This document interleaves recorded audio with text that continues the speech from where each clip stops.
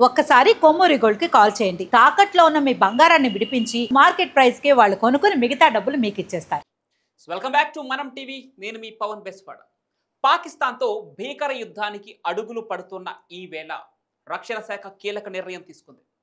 దేశంలో భద్రతా వ్యవస్థలను మరింత కట్టుదిట్టం చేసి పరిస్థితులను అంచనా వేసేందుకు ఇవాళ ఢిల్లీలో రక్షణ శాఖ మంత్రి రాజ్నాథ్ సింగ్ చీఫ్ అండ్ సిడిఎస్తో పాటు త్రివిధ దళాల అధిపతులతో ఉన్నత స్థాయి సమీక్షా సమావేశం నిర్వహించారు.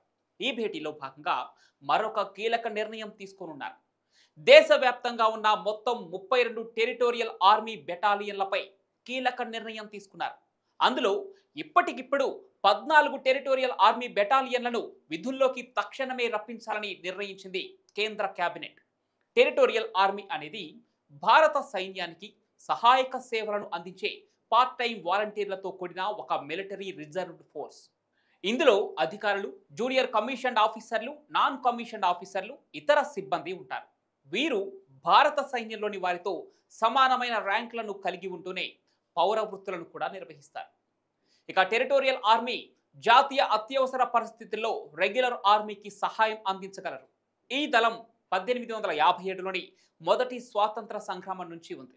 అయితే ఆ తర్వాత 1917లో ఇండియన్ డిఫెన్స్ ఫోర్స్ యాక్ట్ ద్వారా ఒక విడి సంస్థగా ఏర్పాటైంది. ఇక నేతాజీ సుభాష్ చంద్రబోస్, జవహర్లాల్ నెహ్రూ వంటి చారిత్రక వ్యక్తులు ఈ దళంలో భాగంగా ఉన్నారు. టెరిటోరియల్ ఆర్మీ సైనికులు సాధారణంగా పౌర ఉద్యోగాలు చేస్తూ అవసరమైనప్పుడు మాత్రమే సైనిక విధుల్లో పాల్గొంటూ ఉంటారు. 1962 చైనా భారత్ యుద్ధం సమయంలో ఈ టెరిటోరియల్ ఆర్మీని మొదటిసారిగా పెద్ద ఎత్తున రంగంలోకి దించారు. అప్పట్లో భారత సరిహద్దులో సైనిక శక్తి తక్కువగా ఉండటంతో వీరు కీలక పాత్రను పోషించారు.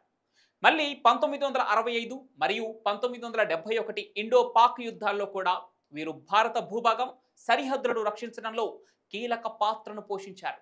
ముఖ్యంగా 1971 బంగ్లాదేశ్ విముక్తి సంగ్రామంలో వీరు పాకిస్తాన్ సైన్యాన్ని ఎదురించి కీలకమైన విజయాలను సాధించేందుకు సహాయపడ్డారు.